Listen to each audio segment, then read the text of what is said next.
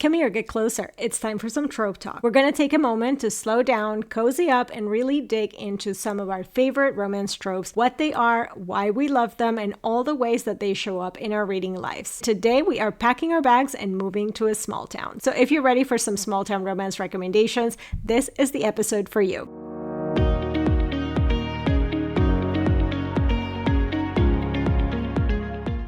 Welcome to Reading Under the Covers, a romance novel podcast where we chat, fangirl, and maybe even swoon over our latest reads. I'm Francesca from Under the Covers Book Blog, and today we are talking about small town romance. There's just something about small town romance that feels like a warm hug in book form, whether it's the tight-knit community, the meddling neighbors, or the guy who runs the hardware store and also fixes your broken porch swing. Small town romances are that comfort read that we reach for when we want a bit of heart, healing, and also a little bit of chaos in the form of maybe a county fair. What I love the most about this trope is it's not just the romance trope, it's also the place, right? So it's the kind of setting that becomes its own characters. It's got traditions, rivalries, festivals, gossip.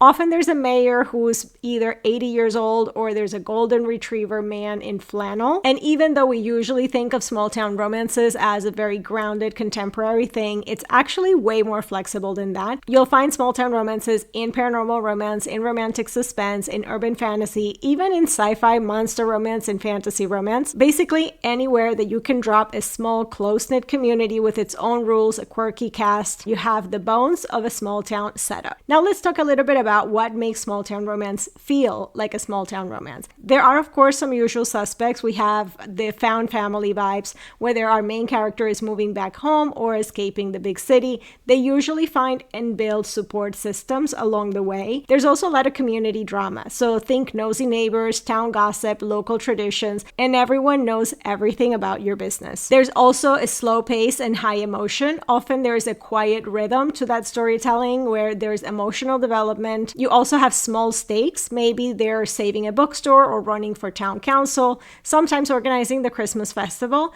These things might not seem world-shattering, but in the context of the town, they are everything. And you also have the returning home or starting over themes where you'll see a lot of stories that someone comes back to their hometown and is starting over after a rough patch. There's that healing journey that I think it's excellent when you pair it with a romance. Trope-wise, small town romance pairs really well with Grumpy Sunshine because small towns are a breeding ground for this.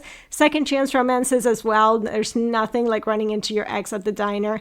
Again, of course, the classic enemies to lovers. Maybe someone's trying to buy the family farm out from under you, or there's some family rivalries. And there's also a lot of single parents, forced proximity, fake dating, and of course, the cinnamon roll hero. Now, why do readers love this trope? Basically, it's all about comfort. These books feel like a safe place to land. There's this idea of community, of rebuilding, of people showing up for each other, especially in romance where the relationship usually mirrors that same emotional support. And for a lot of readers, small towns feel nostalgic. Even if you've never lived in one, the vibe is familiar, kind of like watching Stars Hollow from Gilmore Girls or Virgin River. There's always something going on at the town square. Everyone knows each other's secrets, and the main street probably has a pie shop, a feed store, and a flower shop all within walking distance. But don't let that fool you into thinking that all small town romances are soft. These stories can get deep. They can deal with grief, with trauma, with difficult family dynamics, and complicated histories, but always you will find an undercurrent of hope. Like I said earlier, this trope is actually quite versatile.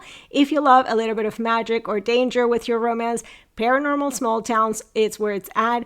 Think kind of like werewolves running a sleepy town in the mountains or witches running a cozy shop on Main Street. There's something about hiding supernatural secrets in plain sight that just works very well in these settings. I've actually rounded up some of my favorite paranormal small town romances over on the blog, so I'm going to leave that linked in the description box so that you can check it out as well. I also have a master list of some more small town romances that are perfect if you're just getting into the trope and you want to discover maybe a new favorite author. And look, we're here romanticizing charming bookshops and the chaos of the local gossip mill, but we have to talk about how this small town vibe also shows up outside of romance. The best example of that is cozy mysteries. If you're already into small town romance, chances are that you'll feel right at home in a cozy mystery series. A lot of these small town beats are there. You have a close-knit community. There's the quirky side characters, the festivals, the bake-offs. The only difference is that someone's dead.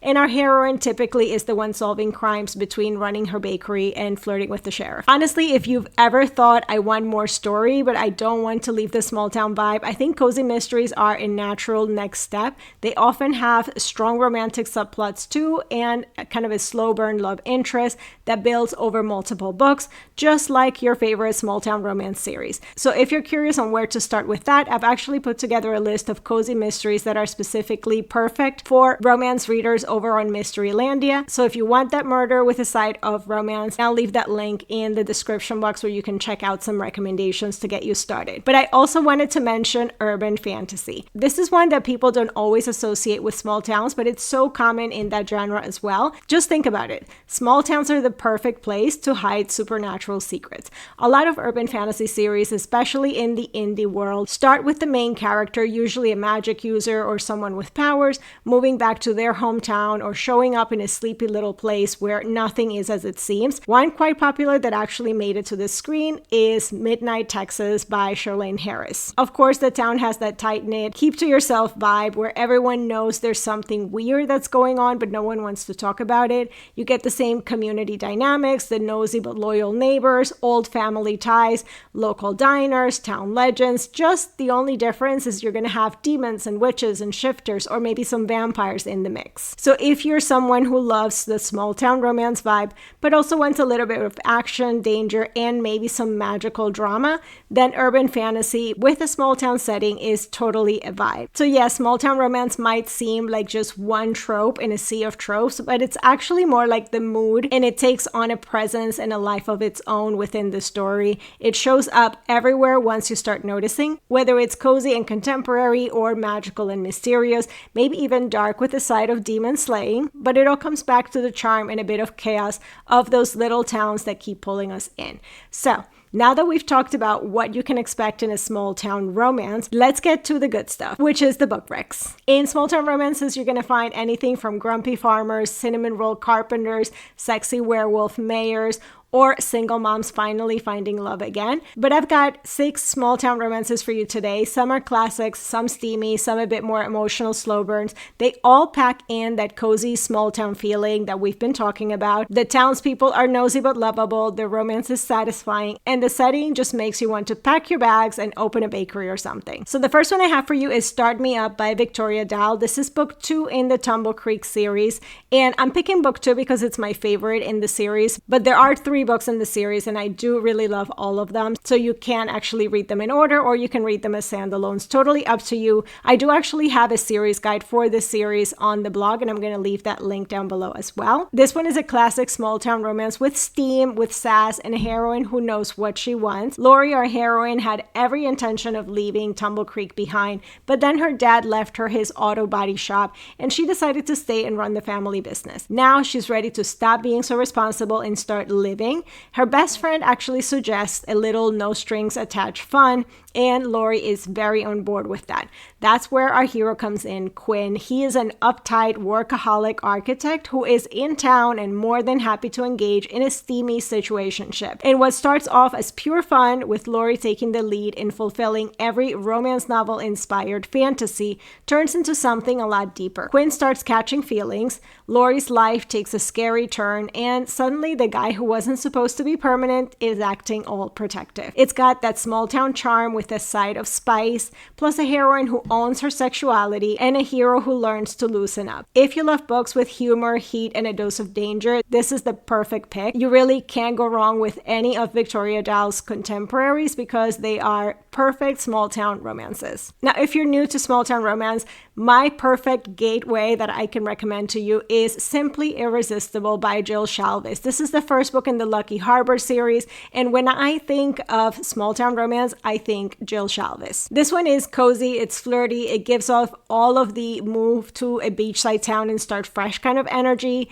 Maddie, our heroine, is done with toxic man and her old life in LA, and she inherits a rundown inn in Lucky Harbor, Washington. So she decides to go all in. New town, new start, new career. The only catch is that she has to convince her 2 half-sisters to help her run the place. So you've got some sisterly drama, a chaotic renovation project, and Jax, the ridiculously attractive contractor who has a tool belt and a tragic past. He's not just eye candy though. Jax is smart, he's kind, and he sees Maddie for who she really is, even when she's still figuring that out for herself. This book is a definition of comfort reading. You've got small town charm, found family vibes, a steamy slow burn romance, and a whole cast of lovable side characters that are going to make you want to move to Lucky Harbor immediately. It's also available on Kindle Unlimited if you want to binge the whole series. I also have a Lucky Harbor series guide on the blog, so check that out as well. I will leave the link for that also in the show notes. The next one is The Gamble by Kristen Ashley. It's the first in the Colorado Mountain series. Kristen Ashley always delivers a sweeping emotional story, and this one is set in a rugged Colorado mountain town. It's got a grumpy hero, forced proximity. It involves caretaking and a heroine trying to reclaim her life. Our heroine Nina comes to take a break from her life in England and rethink her engagement. But when she shows up, she's actually sick and exhausted, and she finds Max, who is the owner of the rental cabin. He's a hot, broody local who isn't just about to let her sleep off the flu alone. Max takes care of her, and the connection that sparks between them grows fast and deep. But this isn't just about two people falling in love. There are secrets from the past, town dynamics, emotional healing, and plenty of outside tension that's going to keep you hooked. If you love romance that feels big, messy, and earned, this is a must read. Also, Kristen Ashley writes small towns that feel real. The people, the culture, the drama, it's all very immersive, and you'll want to stay in this world for as long as you can. The next one is The Secret Fling by Gena Showalter. It's the first in the original Heartbreakers series. If you like a little grit with your small town romance, then this is the one for you. The Secret Fling kicks off a series that blends steamy romance, emotional baggage, and a group of ex-cons that are trying to rebuild their lives in a quiet town. Our hero Jace is fresh out of prison, and he's doing everything he can to stay clean and out of trouble. The last thing he needs is temptation, but Brooklyn is very tempting. This is our heroine. She's working multiple jobs to keep her head above water and trying to stay away from the town's new bad boy, especially since her sister already tried to stake her claim. But when Jace offers her a job, their chemistry explodes, and they actually agree to a one-time fling. Except, of course, it's never just one time. The story has some serious heat, but also a strong emotional core. Both characters are struggling with their past and trying to find stability, and the romance that builds between them feels very honest and hard-earned. You're going to be rooting for them, swooning with them, and you're going to want to see the whole group of friends get their HEAs too, which you do get to see in the series. The next one is The One Who Stays by Toni Blake. This is the first in the Summer Island series, and this book is like a gentle breeze off the water and a second chance romance that's wrapped up in heartbreak and healing. Toni Blake is queen of small town romance, and The One Who Stays delivers everything that we love about the trope. Meg has lived on Summer Island her whole life. She runs the inn that her grandmother once did, and she's been in this long and undefined situationship with Zach, who is the guy that just can never commit. Then Seth comes to the island for seasonal work, but he is also chasing answers about his past, and when Meg hires him, there's an instant spark between them. It's a story that's full of quiet emotional moments, found family vibes, and the kind of slow burn tension that will have you just quickly turning the pages. It's got a lot of healing. It's about letting go and being brave enough to choose something new. Also, it makes you want to live on a little island where you know everyone's name and the stars actually shine. And the last one that I have for you today is Then There Was You by Miranda Liasson. This is the first in the Angel Falls series, and this one brings emotional depth with a solid dose of enemies to lovers, plus a whole lot of hometown heartache. Sarah has reluctantly come back to Angel Falls to help her family and to regroup after the wedding that never happened. The first person that she runs into is Colton. He is the local police chief and the man that she blames for ruining her big day. The tension between the two of them is so good. There's history, there's resentment, and then there's an unexpected kiss that flips everything. As Sarah tries to find her footing again, Colton is there whether she wants him to be or not, and the chemistry between them is undeniable. What makes this one stand out is the emotional richness, because it's not just about the romance, it's about family, community, second chances, and really coming to terms with who you are and what you want.